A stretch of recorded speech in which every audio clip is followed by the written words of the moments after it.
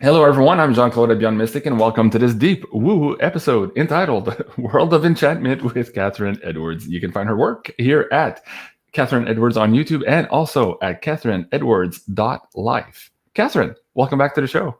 Thank you. It seems like it's been a long while, hasn't it, since we've had one of our update chats? It seems like an age. How are you doing? I'm doing well. I just took 2 days mini vacation. Wasn't long enough, but still, it helps. How are you doing? Good. Up and down. I would honestly say up and down. The fact that November's hit, and I'm sort of swinging up and down a little bit like a pendulum at the moment, whereas I can see lots of really positive things happening, I was hoping for a bit more to have been a little bit more obvious by this stage in the game. And I know we've been saying that for a lot, and patience is a virtue, but I was having a good chat this morning to Medina and David in Australia, and I think anyone who's joining us from Australia will be feeling the pinch a bit at the moment, and New Zealand, and obviously a few other places around the globe. So interesting times. Interesting seems to be my favorite word at the moment. Yeah, interesting is the polite way of saying it. I feel you too. I mean, we all had this hype about Red October. And in many cases, yes, a lot of things actually happen in October. And I see a lot of little defeats, if you want to call it that, for the bad guys in October. But I was hoping for more. I have to be honest. I was hoping that I would be joined by a few more normies who maybe for the first time would have gone, yes, I see it. Okay, we're at war, or there's this, or there's that, and that really didn't happen yet. On the contrary, I still have a bunch of normies who's like, see, Jean-Claude, nothing happened in October. Where I don't agree that nothing happened, I do agree with them that there seems to be missing that aha moment where a lot of new people might have woken up to the fact that maybe the pendulum was starting to swing the other way.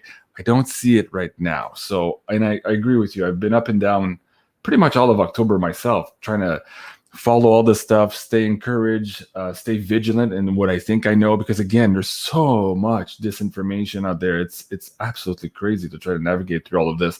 And you and I doing these shows, I know a lot of research goes into that. We try to stay on page with everything, and that puts us in a position sometimes of, oh man, how do I share this news? It's not always good news. At the same time, we need to have these adult conversations here with the audience. Before we start that, hello everyone. Thank you for joining us on this live interactive show. If you're watching here on BeyondMystic, please go ahead and go subscribe here to Catherine Edwards' YouTube channel, and there you'll find that last interview. And what's going on with this picture? You look absolutely gorgeous here. Who took this picture? This one here. Oh, thank you. Well, one of my friends, long story, but I helped them out with a difficult situation with their horse. And one of her friends is a lovely photographer. So he came and took some pictures with my animals. And it was just absolutely fantastic because I hadn't had any pictures taken with my animals. So that's Dylan, one of my guinea pigs. And I'm always happiest when I'm with my animals. So I've got some beautiful ones of the horses, the dogs, the guinea pigs, the cats. Some of the cats were a bit evasive, but we got most of them in. So thank you for that. You're welcome. You're absolutely glowing in this picture. When I saw her, like, oh, wow, she's gorgeous. Okay. Every time. Dylan is one of my main stress reliefs, because if you're feeling down, if you go and look at Dylan, he's just the most beautiful, beautiful little creature. So everything becomes okay.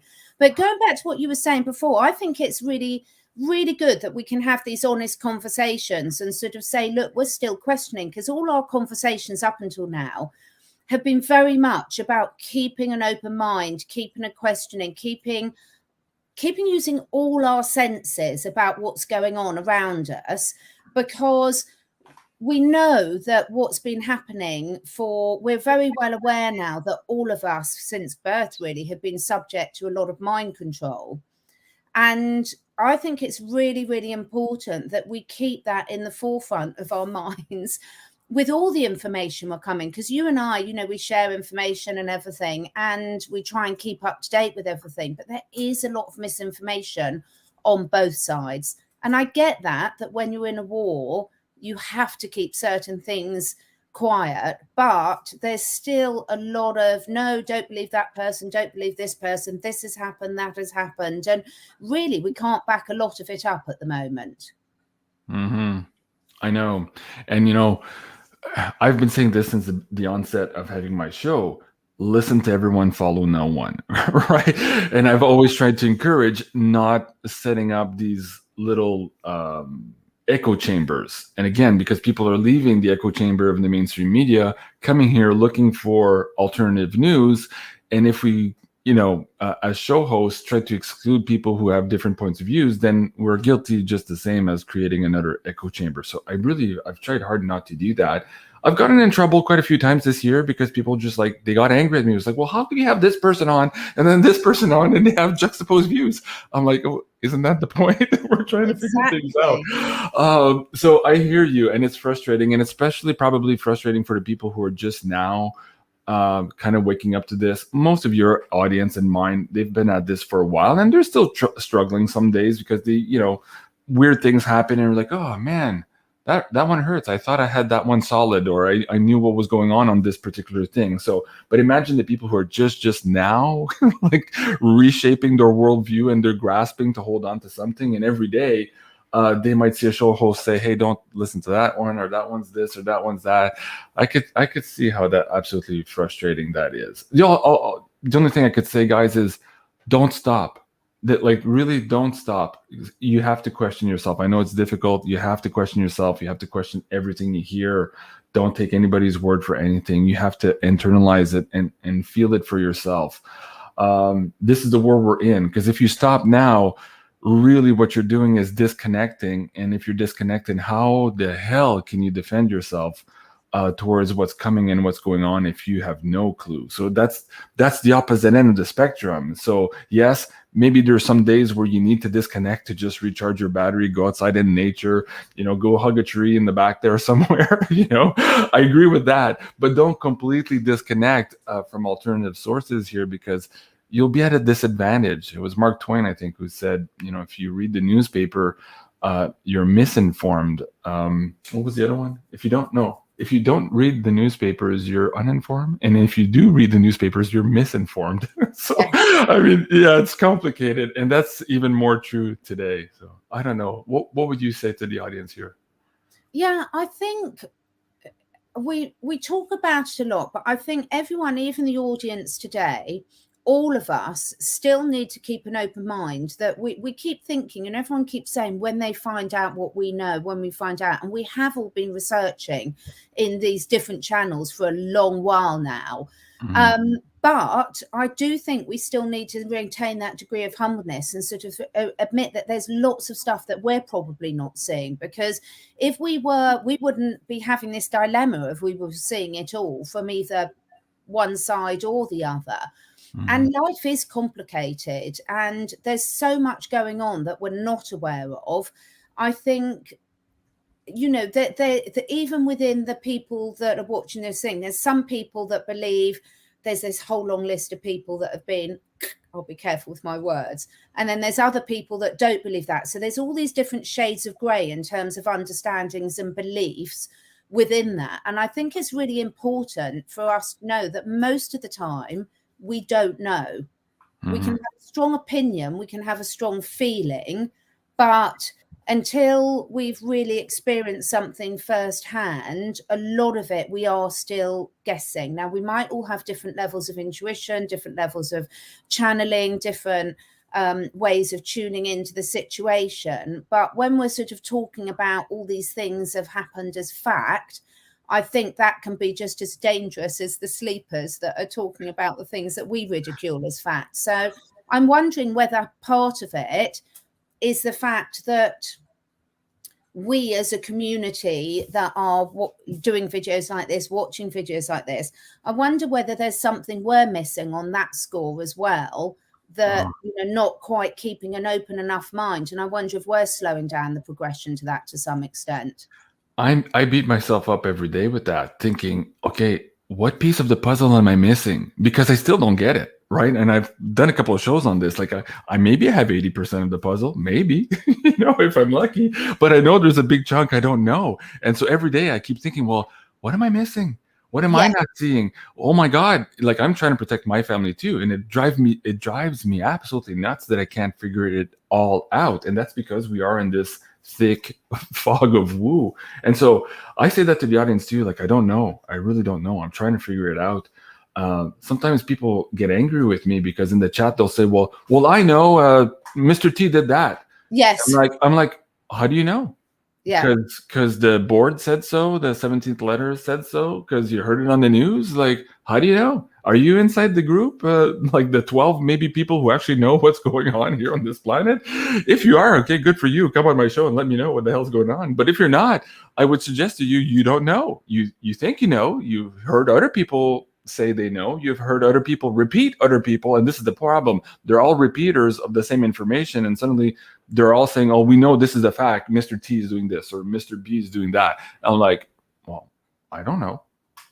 And that's what I love. This is what I love about the communities, and I love your community and I love my community, because what I see is a lot of this openness to you get to a stage of awareness when you realize it's more about what you don't know than what you do know. And I find that so exciting because I love learning, I love discovery. And I think it's really empowering, actually, when you can put your hands up and say, there's so much I don't know, but I'm willing to listen and look and find out and feel and experience, etc. Suddenly it takes a huge pressure off yourself, because coming from quite a scientific community, it's so frustrating when people are constantly quoting stuff as a fact, which is subsequently very often in science then proved to be wrong a few years later as we get more information, better equipment. And this is what I think about this. We are at a moment in time, and our understanding is in a moment in time. And in any moment, we can change that, because new information, new experiences will come to us. I mean, when we were having conversations a year ago, I don't think any of us thought we'd still be in this position by now. And what I have found out about what's going on in a lot of places in Australia and some in New Zealand is this weekend, where they're stopping some people having access to their bank accounts, where there's videos circulating about forcibly doing interventions to people and things like this. And you're just like, wow. You know, there's so much more to this picture. And I think the important thing is that we're all still talking about it. We're sort of mulling over. When I speak to you, often it's just, my thoughts aloud, friend to friend. And then once you actually get things out and express it, sometimes the next step forward becomes a lot clearer. Certainly for me, it does. Yeah, me too. That's why I like having these conversations. And I started this whole channel to do exactly that. I couldn't care less if nobody watched the show. I wanted to have these conversations with people. It turns out people want to have the conversation and follow along and share. That's the other thing too, sharing in the chat and through emails. I get to learn so much more that I didn't even know I didn't know. So it's absolutely a beautiful process. Thank you everyone for sharing. And Susan says, yeah, the woo is humbling. Of course it's humbling. And I think that it is a big relief when we can say, I don't know, and try to disconnect and really think, well, what do I actually really, really know? I know one thing. Catherine and I were talking about this before the show. I know we need more people to wake up. Yeah. And Catherine and I were kind of debating as to why we were saying that, and we could get into that here too, because in some circumstances or circles or whatever channels you're listening to, you'll hear the narrative that more people need to wake up in order for the good guys to act. That's not my stance. My stance is more people need to wake up in order to stand for their rights themselves, because there's no other people coming to defend them. That's my point. And I know right now, even just judging around me, we still need way more people to wake up and say no this far, no further. Of course, not advocating for any violence of any kind here, but we can do this, but we can only do this if we wake up everybody else. And this is why continuing to have these conversations, difficult as they may be with friends and family and, at the party, at the restaurant or your Christmas party or whatever it is, they need to happen because, man, what you just mentioned here, so 33,000 visitors on lockdown after they went to this amusement park, and then they were all forced to take a test. I'm like, wow, can you imagine being part of that? That's wow. Okay. So yeah, I feel for you when people say, well, it doesn't look like it's going our way right now. That said, there's a lot of lawsuits going on right now that appear to be hindering the process here. And eventually that takes time also. So it is a little bit frustrating. But what do you say to that? The part about the waking up part? Like, how do you want to maybe share your points of view here to maybe for the audience to understand that a little bit more as to what needs to happen, who needs to wake up, and why they need to wake up? What would you say to them? I think that's a real crux of where we're at the moment, because we've heard so many people say when X number of people wake up, whatever that might be, then then this will happen, and then the military action will happen, etc. And I completely don't go for that at all. I go much more on what you're saying, is in terms of we need to start taking responsibility for ourselves, for our own families, etc. I'm not waiting for anyone to come along charging on a white horse to save me, unless it's Daniel Craig, and then you can come and get me. But no, but in all seriousness, James Bond. Yes, sorry. That's very good. Yes, I saw that skiff.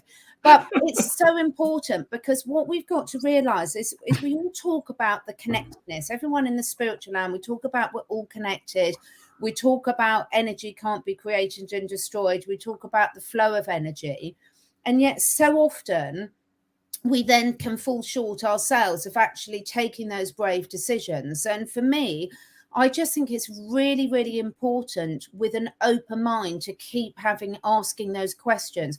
There's a big difference between having a conversation with people and asking them questions to telling them what they're getting wrong and what they're missing. There's a huge difference. And I've had quite a lot of people write to me over the last couple of weeks, sending me letters of conversations they've had with friends and family.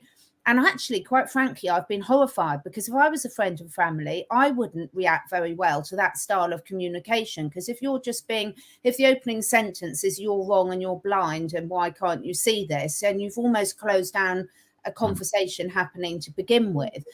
And I think there's been an arrogance, a lot of what the Wake community have criticized others for, I am seeing in the language that's coming across. And I've been taking a really closer look at what I've been saying and how I've been sharing information, and, continually to do so, because we've got to start taking responsibility. If people around us aren't waking up, then keep asking those questions like you and I do, in terms of, well, why? What different way can I present it? What isn't hitting the point? What can I do? Because we can't keep blaming them and people outside of us. This is the very old 3D way that we've been talking about for so long. So if we're not hitting the mark with people, now, of course, everyone's on their own soul journey and they have their own path and they've got their own path about what they're going to do and what they can cope with, and everyone's got different stresses. But if we're constantly seeing people around us that are not even starting to ask the right questions, then I think we've got to really challenge how we're sharing information, questions we're asking, conversations, how we're conducting ourselves, because it's always a two-way thing. It's always a two-way exchange of energy. Mm-hmm.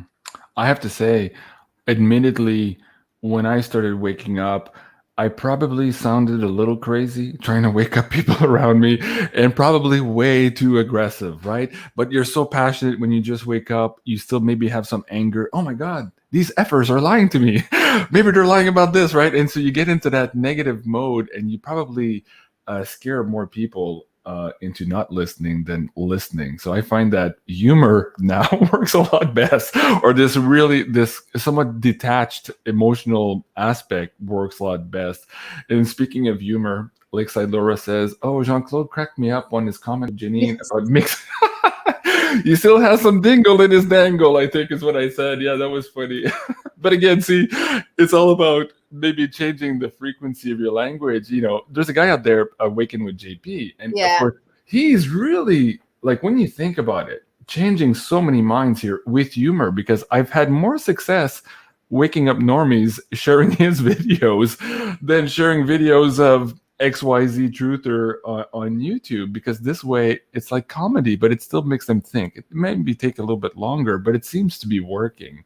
I don't know, but like I said, it was a learning process for me as well to try to communicate differently. And I think most people in the chat here would have that same necessity to maybe review how they're communicating their message, because again, it's all about how many of us wake up to this. I think the longer we have sleepers, the longer we're going to be in this nightmare. I mean, that's wow, that's a soundbite right there.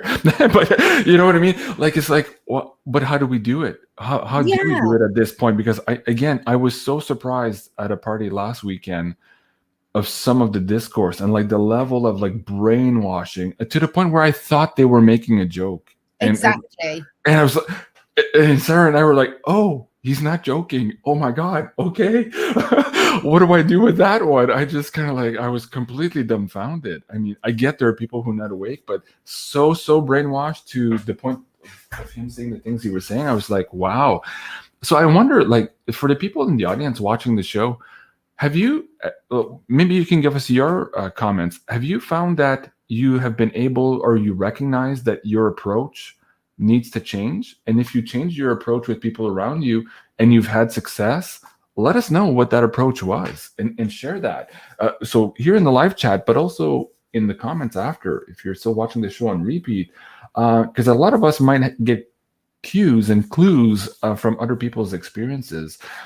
Rachel Smith is laughing. Yeah, I guess she's on delay. She's laughing at the dingle dangle joke. Anyways, so let us know what you're doing. But I don't know. I'm just now entering November and I'm thinking, okay, am I going to be in November of 2022 saying the exact same thing that Catherine and I are saying now? Or is it going to change? I can't possibly, like, listen, I can't possibly see us being here in 2022. No. I just don't see it. I don't. But it doesn't mean it's not going to happen, because at the same time, in 2008, 2009, with the Lehman Brothers and the crash of the financial system and all that, I couldn't see ourselves in 2021 still kicking the can down the road. Yet here we are kicking the can down the road. We appear to be at the end game of that now too. There's so many signs or writings on the wall. But in terms of this narrative, man, I can't see this going on another year. What are your thoughts?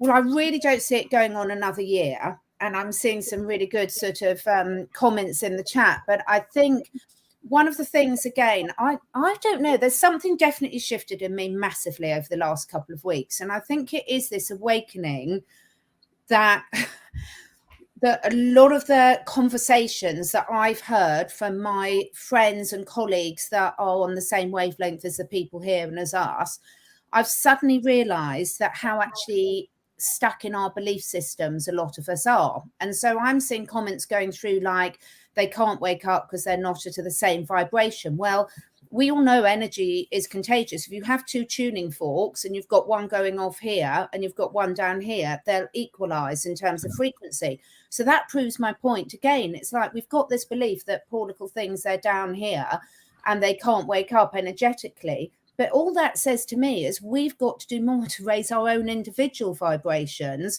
to help bring them up, because it is very true. You know, you were saying about JPCs, who I love. Laughter is a very unconfrontational way of having a discussion. Mm-hmm. And I think that's why it opens up a lot of people, because it's not coming across as blame. It's not coming across that they've got to employ their ego and understand something from a scientific perspective. Laughter is quite a leveler, I would say. And I think a lot of people also, one of the things I hear more than anything else is it's not my job to wake anyone else up. And on some levels, I agree with that. But on another level, we're then conflicting and having these conversations and sort of saying, well, more people need to wake up and sort of blaming the normies for keeping this situation going. And I'm thinking, well, you can't have it both ways. You can't sort of say it's not your job to wake people up and then blame the normies for not waking up. So I haven't got an answer to it, but I've just noticed that the current approaches are not working. You know, when I started to try and share some of the videos that I found really enlightening, I noticed the tone, the confrontational tone, put a lot of people off from even engaging in it. So I honestly think all of us, and we'll all have different days. You know, I'll have days when I'm quite good at this, and I'll have days when I'm really not very good at it because something might have pushed me off target. But I think we've got to look at the way and the energy and what's really in our head, because if we're thinking that they're normies and we're the enlightened ones, immediately we're going to attract resistance. That's a good point. And I know, like what you were just saying there too, I'm trying to develop that in my head because, yeah, for a lot of us, it was like, oh, let's try to wake up the normies, but that implies that we're not doing anything else ourselves. And I like what you're saying there too. Like maybe the point is like if we crank up a notch, they'll follow as we go, and so eventually they'll be where we were at maybe a year ago, or I don't know how it works, but that's a good point actually. And I agree with you too. It is. Well, you and I have to agree. We're out here trying to educate other people, so we know that it is our responsibility to try to wake up the rest of us. And we feel, for some reason, or we're called to that mission, right? Maybe some people aren't, and I would suggest maybe the people that aren't, maybe still have to look into why they're not. Maybe they have other healings to do on themselves first, and that's okay too. Like we're all in different, portions or of our trajectory here on the planet, and as it pertains to our mission, not just for ourselves, like our recurring karma, but also for the people around us. So that's a hard one, huh? Yeah, it's very interesting. Hard, and I don't think it's not blaming ourselves at all. I don't think, do I think there's some people to blame? Well, I think there's some people to blame, but I wouldn't necessarily call them the humans. But equally, I find it is a really fascinating discussion, if we're sort of spiritual, awakened, into our own self-development, at the core of that, we respect, I think, well, my understanding, and please feel free to put me right if I'm oversimplifying this or getting it wrong, but we then are taking responsibility that we attract into our lives what we get. And I've seen that big time. So even something as simple, I was having this conversation with someone this morning, walking into a restaurant or somewhere where there's a nappy mandate and walking in with complete confidence without one on, you don't attract any trouble. You get away with it. But if you've got that nervousness, like you're doing something rebellious, then suddenly people seem to come and confront you. And I think it's very interesting when we really look at, I can see for myself some of the discussions, say with my family, that have gone disastrously wrong. It's because I'm getting annoyed because they are still assuming I'm the same person I was when I was 20 and treating me like that. And I'm thinking, well, I'm not that person anymore, which I'm really not. But then I think, well, actually, I'm probably treating them like that, whether it's as a conscious or a subconscious level.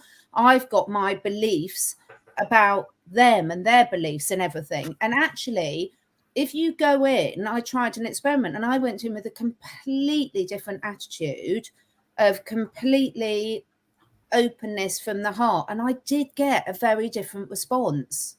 Now, I'm not saying I could have half the conversations I wanted to, but I got an opening, I got an acceptance, and I got a different response to what I would normally get, because normally we'd go in at loggerheads because we are so different. And actually, I was thinking I've got to accept some responsibility for that behavior. And as I said, I know when I go somewhere where there's a particular mandate, my daughter was a classic example. She was at university in America where it was mandated, not just that, but loads of others. And she just had a completely clear attitude.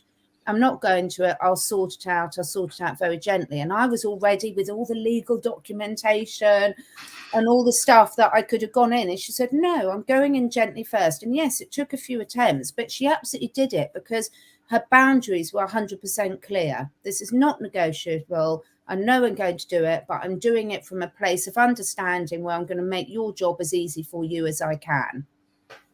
Oh, that's fabulous. Wow. Yeah. I was thinking too, like lately I've been having conversations with odd people, like the gardener, like the guy who cuts the grass and all this stuff. And instead of saying what I know, because they'll say a few things and I'll realize very quickly where they're at. It's very easy to gauge people.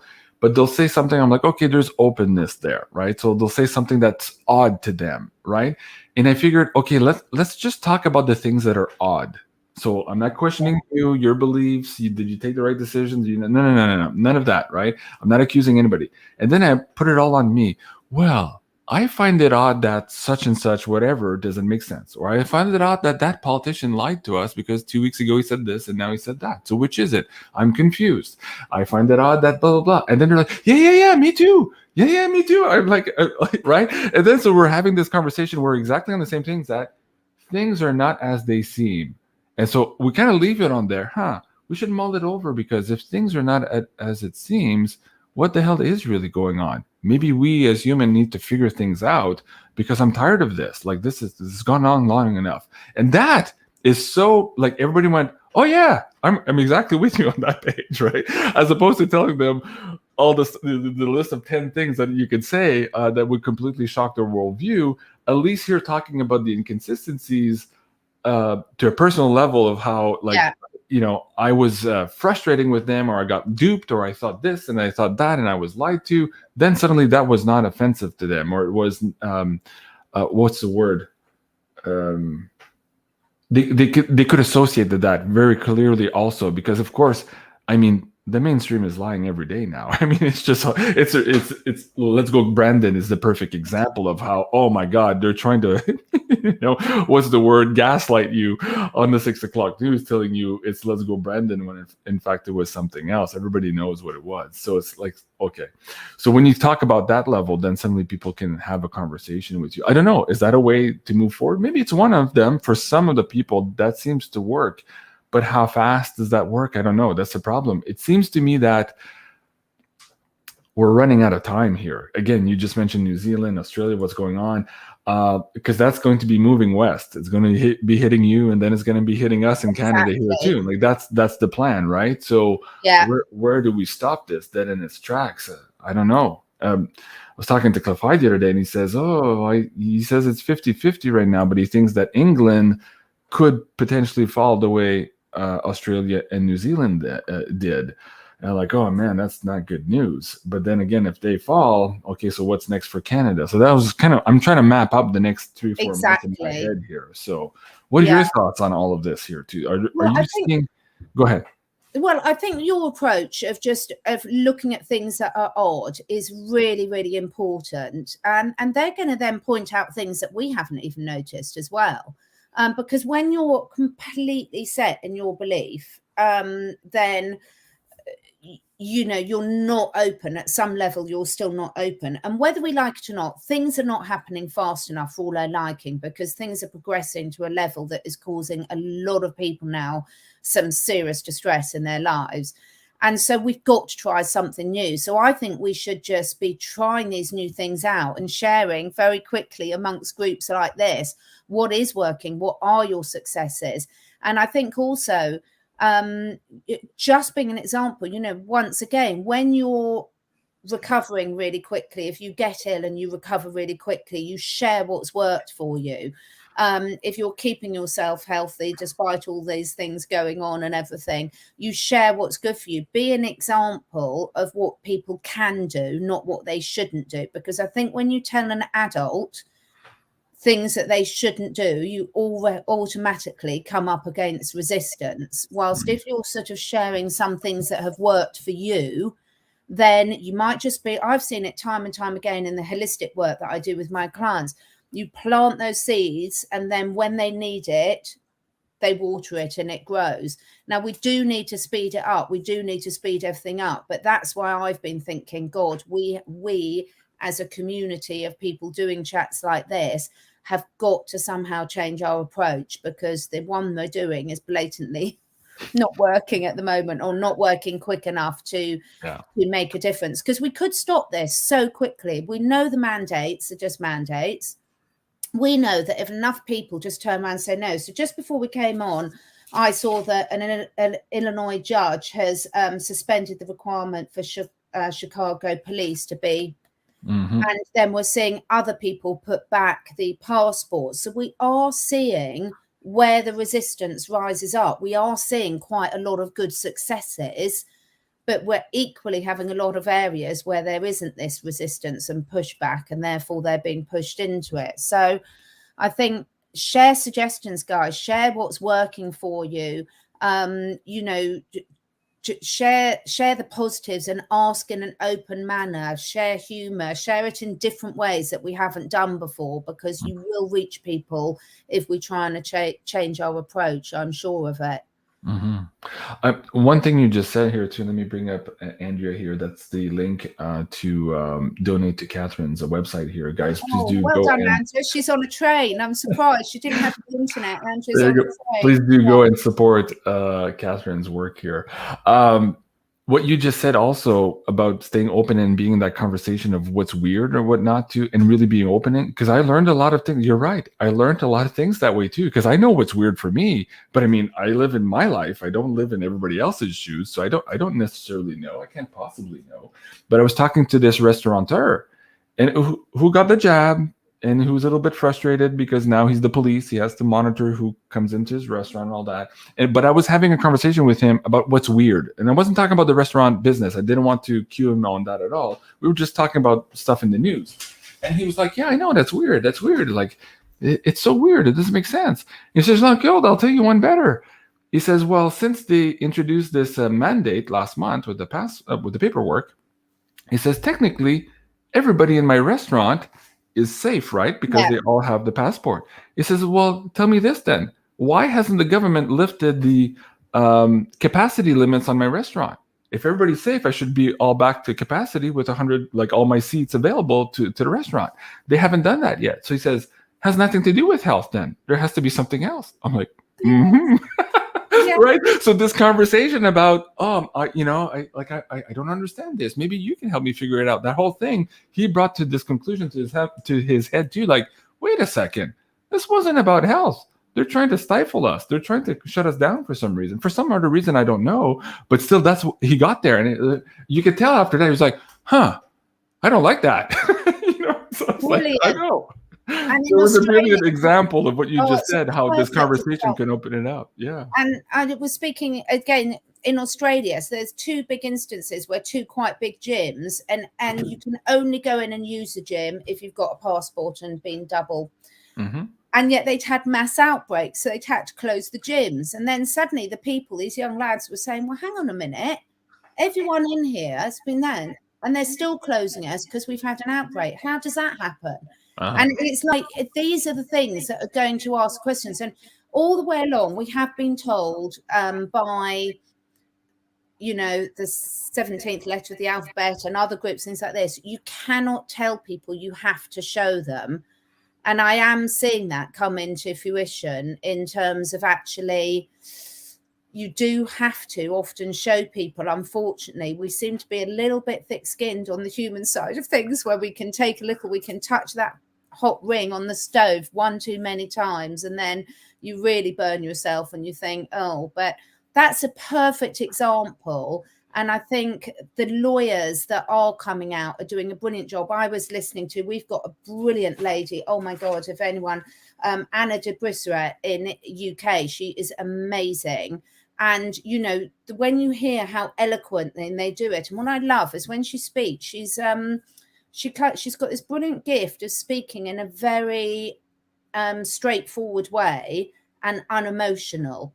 Because I think that's the other thing. This is where I have gone wrong, speaking from personally speaking. Sometimes when I'm really passionate about something, I get quite emotional in the way I project it. And then it's very easy for people to dismiss it as you just being emotional and things. Whilst if you can try and keep it in a calm, objective tone, I think that a lot of people are more likely to engage with you in a conversation, because as soon as you start getting highly emotional about it, people can pick up on that energy and back off. Yeah, absolutely. And here too, there was this lady, lawyer in Canada, that was explaining how this process is moving forward, and she was talking pretty much like the person you're describing now in the UK. So we need those out there, because there's a lot of confusion on the law front as well, and people maybe making mistakes as they are trying to maybe fight the government on the legal battle. So I think that's very important. I shared a few of those videos on my Twitter as well, if you guys want to go check that out. Let me ask you this question. I don't even know if I can get there or if we can have this conversation here on YouTube, but where are you on the idea that, so Okay, I'm trying to find my words. So Some people would suggest that the thing, right, is a self-imposed euthanasia shot, right? That ultimately is what it is. Where are you on that? If you gave a percentage, do you believe that to be the case? 100%, 50%, 80%, 10%? So are you asking, do I think it's a euthanasia shot, or are you asking about the free will aspect of people taking it? So I'm not quite understanding the question. Actually, both. Both. Okay. Right. So I feel, because I find it worryingly that I think, right, if I was Mr. Evil, what would I do? So my perception on the first question, whether it's a euthanasia shot, is I personally think absolutely yes, because when I've looked into it from a scientific perspective, it makes no sense at all, nor the pushing. But I equally think they're too smart to euthanize everyone in one go. So I believe the fact that there's some immediate reactions and some delayed reactions. And of course, a lot of that is going to be dependent on people's existing and predisposed health conditions as well. But equally, the way it's been rolled out has been incredibly easy, at least in the initial stages, to choose what substance they give to what different age groups. So I've seen a document today that I haven't fully reviewed that is showing that the shot that they're planning to give to the 5 to 11-year-olds is different. And this is what I feel has been happening all along. I think it's been very easy to target certain age groups and certain demographics. And I know you in Canada haven't watched the James Bond film yet. I really feel for you but without giving too much away of spoiling it, the thing is they've had a lot of people's genetic information through all these genetic testing, the ancestry testing, the fitness testing and everything for ages. So it's very easy to target certain groups as well with that, with certain things like that. So I absolutely do believe it is a euthanasia shot, but I believe they're sensible enough not to do it all in one go. And therefore there will be a rollout and a delayed reaction of quite a few of these things. In terms of the free will, this is something I've given a lot of thought to, because yes, I do believe we're all on our soul's journey and we all come here with a contract, but as humans, we do have free will as well. And I don't believe that we just come here and don't ever have to make a decision in our life because we just go with our predetermined destiny. That's not my belief system at all. I believe we come in here with certain soul contracts and soul contracts to learn, but I do believe that those can be overridden with certain choices that we make. So that's my perspective. So when people are saying, well, it's their soul contract, whether they leave their earth or not, I'm not wholly on board with that.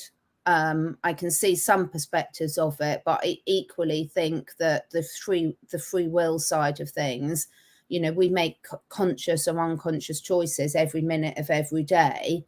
So I think it's more complicated. I don't see it as that simplistic myself.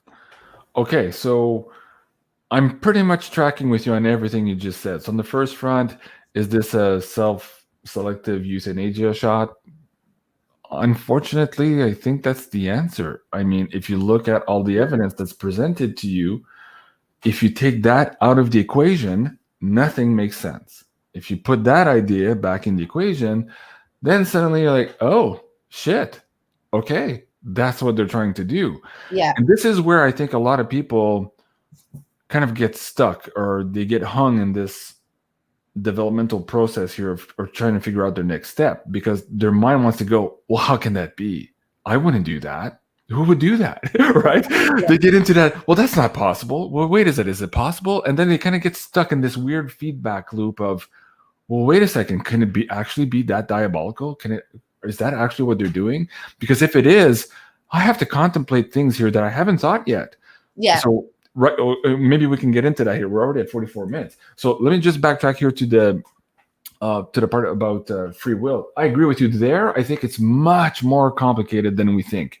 And I haven't put my head around it. So yes, I know there are no, I know. Yeah, I have this inner knowing that some people are, whether they know it or not, they are choosing this exit because it's their time to choose this exit, and this is the method at their disposal. So I do understand that. Now, I do understand that some people have been fooled also to take this exit ramp. Will they be able to recover fast enough and get back on the street as opposed to the exit ramp? Maybe, maybe not. Maybe they have to work at it. I don't know. So having these conversations for those people who were fooled legitimately and it's not in their soul contract, maybe they have opportunities there. That's all I can say. So I don't know. We'll have to see.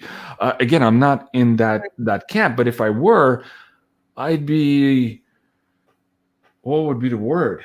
I'd be frantic here to see how do I get back on the on-ramp, right? To make sure that this was not my exit, because I didn't choose the exit. So if somebody just told me, hey, did you know you just took an exit? I'd say, no, I thought I was going in my direction. I didn't think so, right? So maybe this is a conversation for a whole other show, because it's complicated, this one. So let's go back to, if it is indeed what they're doing.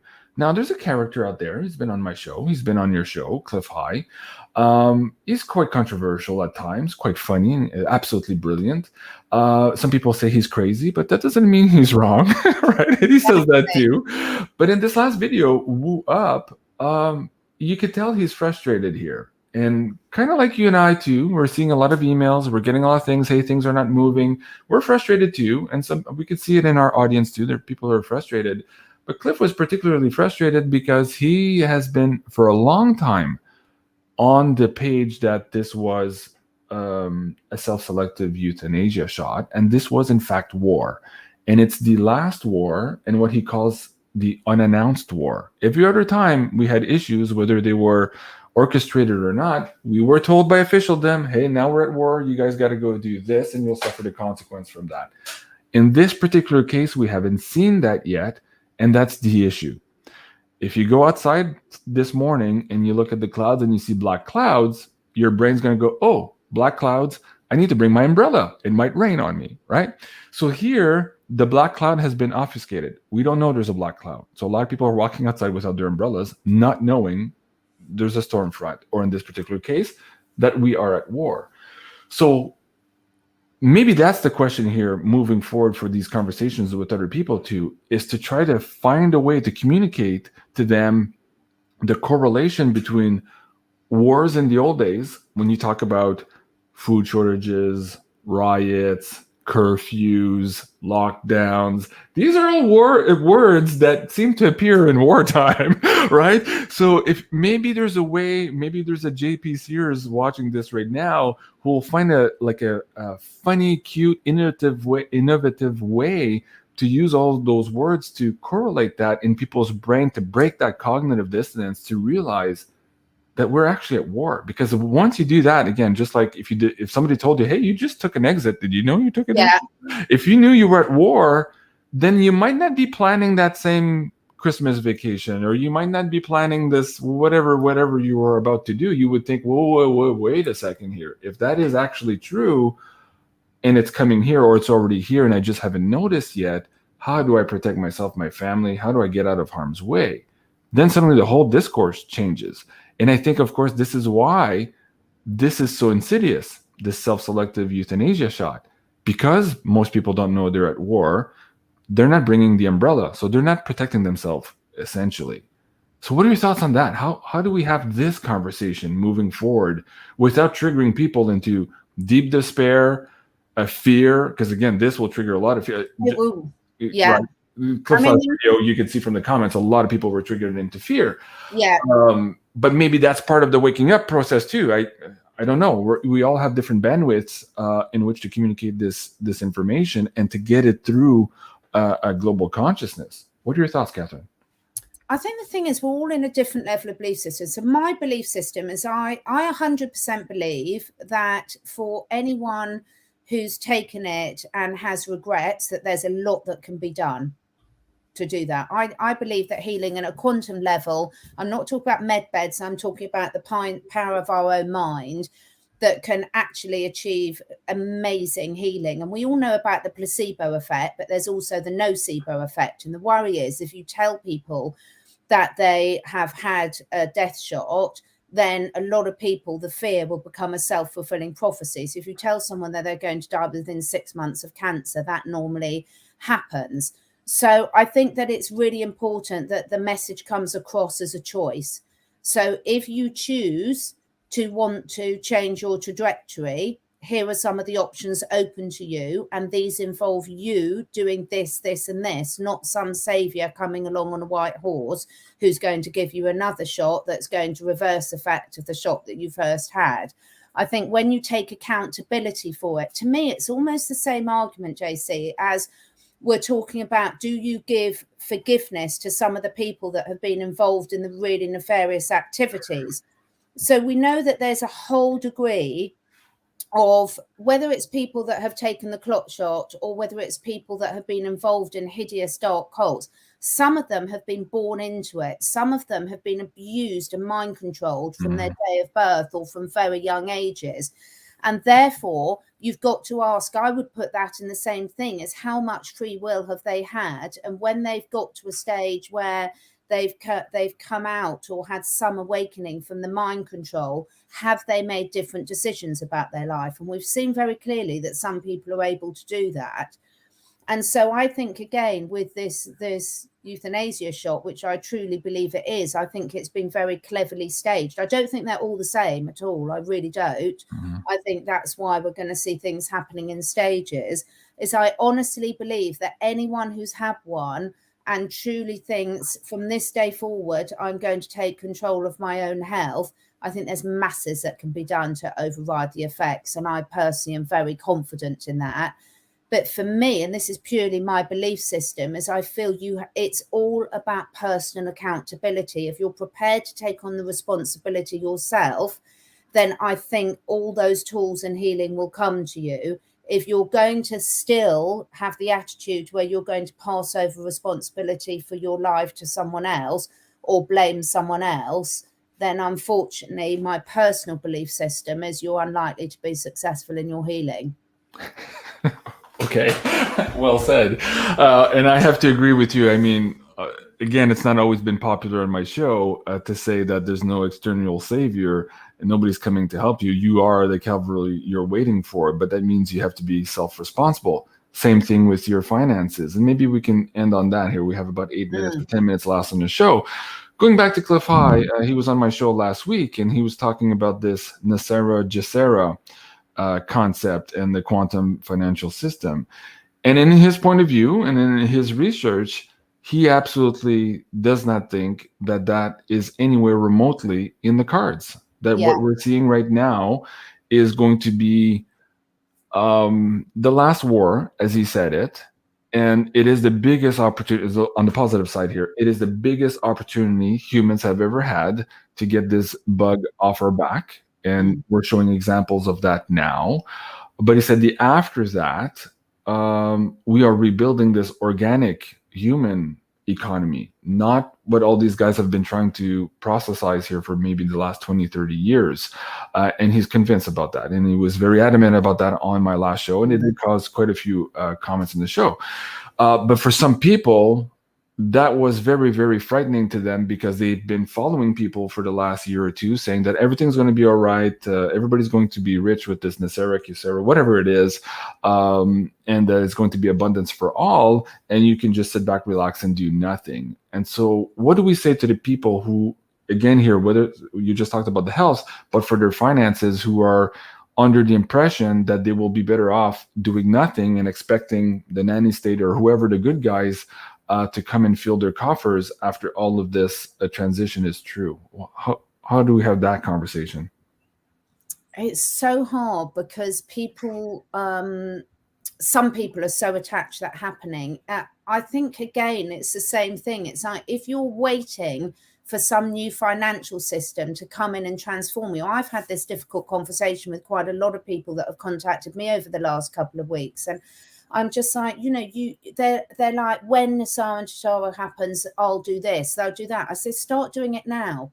If you've got any belief in whether you call it the law of attraction or the energetic universe, if you're going to keep living your life, when this happens, I'll be happy, I don't believe anything is going to save you, quite frankly, because I think even if you got given the money from Jasara and Nasara, if it's a real thing, it wouldn't be enough, because you're caught in that mindset trap of when this happens, I'll be happy.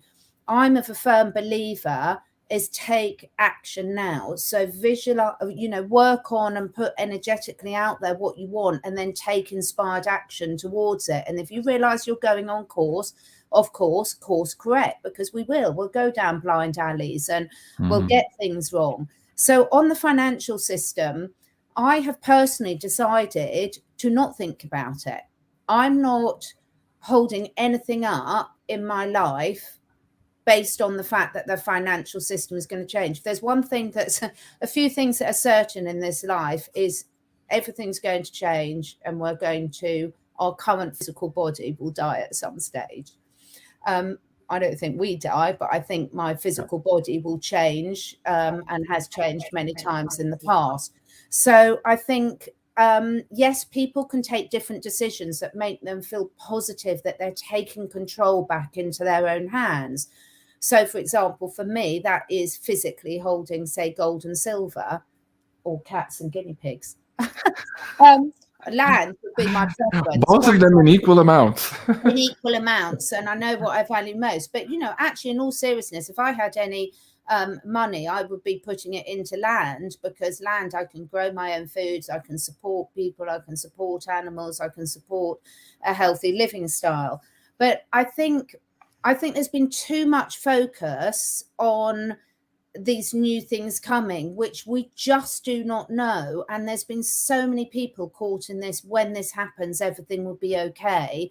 I think it's very, very dangerous. And I think we should stop worrying about whether it is or isn't going to happen, and infighting, and start living our lives today and start creating the life we do want. So personally, I'm one of, a lot of my friends are now swapping things and services rather than doing it just for money. So we've already taken steps, not as much as I'd like, because I haven't got as many people near to me that are of the same mindset. A lot of the people that have the same mindset are different, but we're already swapping services, bartering, getting away from the dependence on the money, and also really valuing what do we want to do. Stop wasting money on clothes, throwaway objects, disposable things. So I'm sort of almost deliberately not putting any attention on what is going to happen for the financial system, because I don't believe that's in my control. But I do believe what is in control is to start living my life the way I want it to move forward, right here, right now. Right. Well, you talked about owning and holding physical precious metals. I think that's the part of the empowerment that a lot of people miss in here, because they'll say, well, okay, I need to diversify, Jean-Claude, what can I do? Can I use this vehicle? And at this point in the game, when people say that, I'm like, guys, I really don't know. If you're diversifying inside their system, you're still not diversified. So the physical silver and gold outside of the system, yes, now suddenly you're diversified out of the system, and you're also putting yourself in a position, like Catherine just said, to be your own bank, where you have the assets to trade with other people without a third party. That's absolutely huge when you think about it, especially if, and in the event that in this financial transition and in this last war where we as humans get rid of this bug, we have to understand that this bug is what put in place this central banking warfare model that we live underneath now, this debt slavery system. So when we remove that, this is what Cliff was talking about. An organic economy is going to come through, but that means that we become now our own central bankers. We don't need that third party. Just like in the healthcare, we don't need that nanny state telling us which thing to take and when. In this last video that Cliff was on, he was talking about basically the bond vigilantes that led to the 30s and the depression and the reevaluation of gold. And what he was saying is that we're about to see that now, in his opinion, and also from the data that's coming out of his webbot,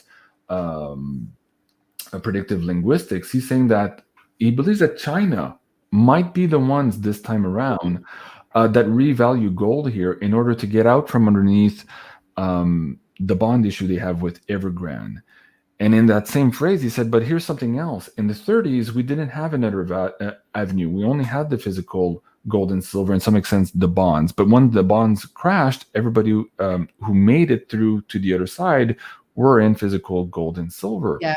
This time around, we have crypto. And crypto is a complicated beast because there are the centralized cryptocurrencies, what the governments are now trying to introduce, what they call central bank issued digital currency, in order to extend their fiat control over you. And then there are the decentralized one. And we're seeing that fight play out in real time now, where these governments are trying to ban the old one in order to legislate their new ones into place. So they're trying to get rid of some of the competition. And we're seeing that now over the last year in earnest. So there's a lot there to learn for the audience. I think there too, people get overwhelmed as like, well, how do I start with that? Right? Yeah. That's holding physical and silver. That's easy. You call your broker, you just put a little bit in, and you try to dollar cost average every week, and you just hold your assets in your own position outside of the system. That, for most people, it's relatively easy to understand.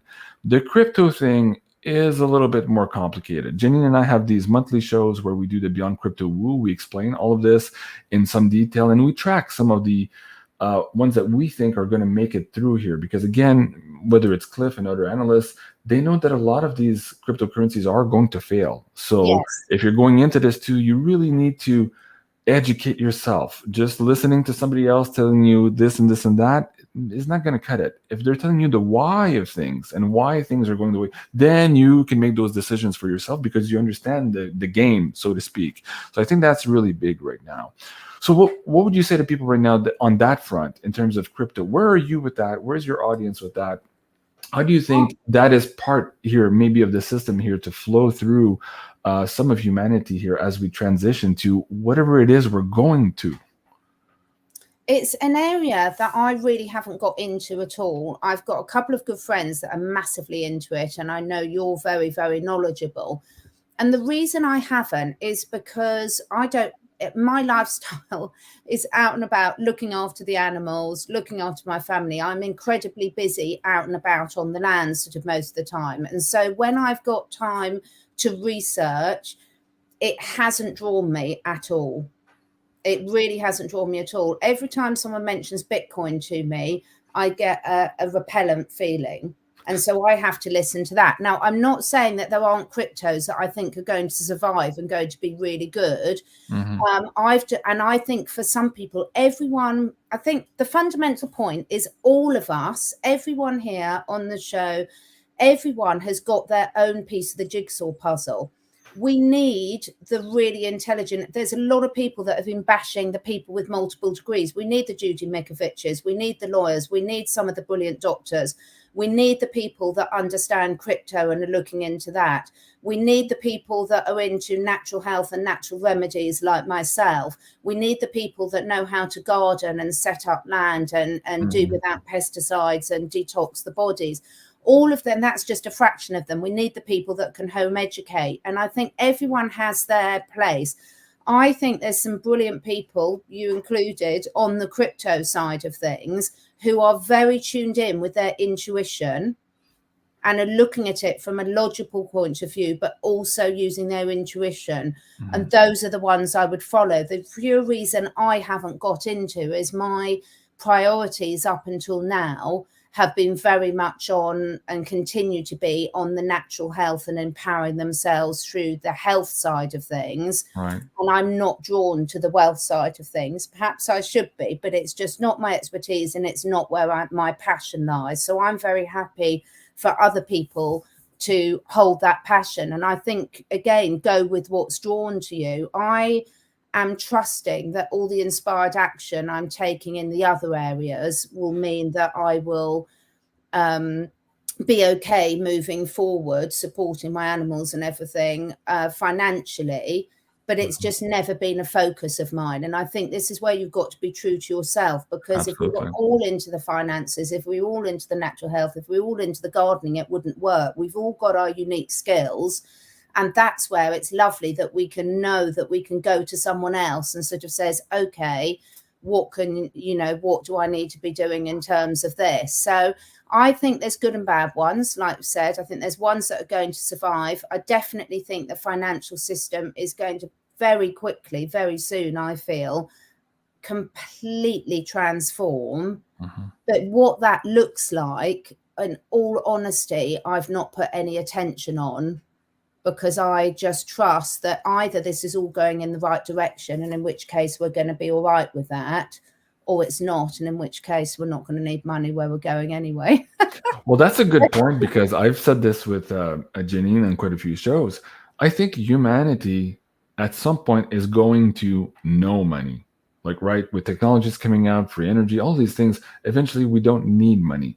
But right now we have a system of slavery that is dependent on this financial system. And when that system is under stress, like it's been since 2008, and they keep, kicking the can down the road and printing money like it's going out of style, we get to these points where humanity needs a transition. And so this is what everybody is fighting for right now, that transition, or a take or a piece of the transition. So in some cases, people will talk to you about the Nicera, Jacera, quantum financial system. You're seeing these banks saying, "Oh, no, don't look at the original decentralized cryptos. Look at our CBDCs." And I see some people in the chat saying, "Hey, silver and gold is real money, but crypto belongs to the CCP." And I didn't have to argue with that.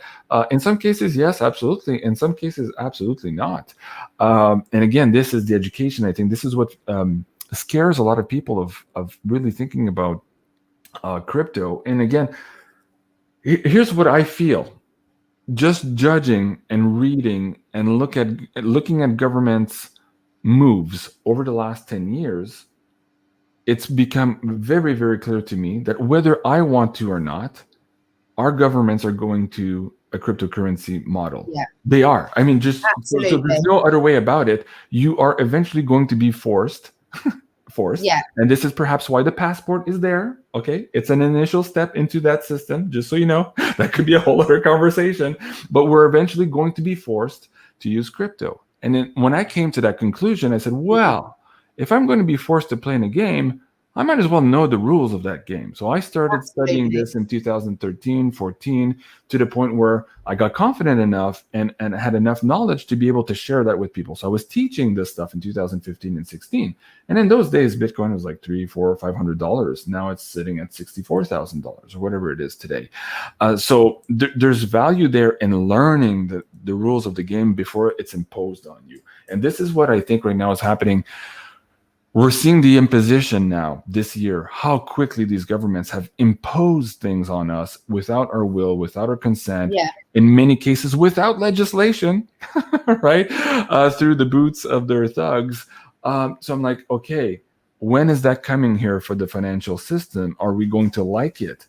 Is it going to be for us? And so this is what I've spent a lot of time looking into this. But I come from the political world, so it was easier for me to kind of forecast and telecast their moves here in the financial system over the last 10, 15 years to be where I am today. So I guess the only thing I could say to the audience here is, like Catherine said, follow your heart here. If you think that you need to listen to this, pay attention to this, doesn't mean bet the whole house, but to diversify out of a system that's broken right now. I think everybody here can agree the financial system is absolutely broken, and it's absolutely unfair. It's designed to steal from everybody and to give to the very, very few. That's how the system is designed right now.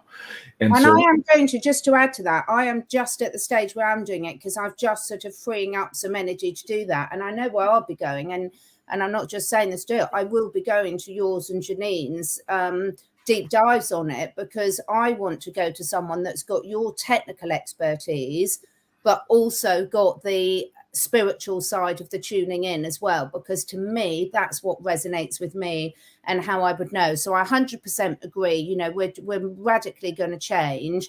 It's just something I haven't been focusing my personal energy on now, but I'm glad that people like you have been.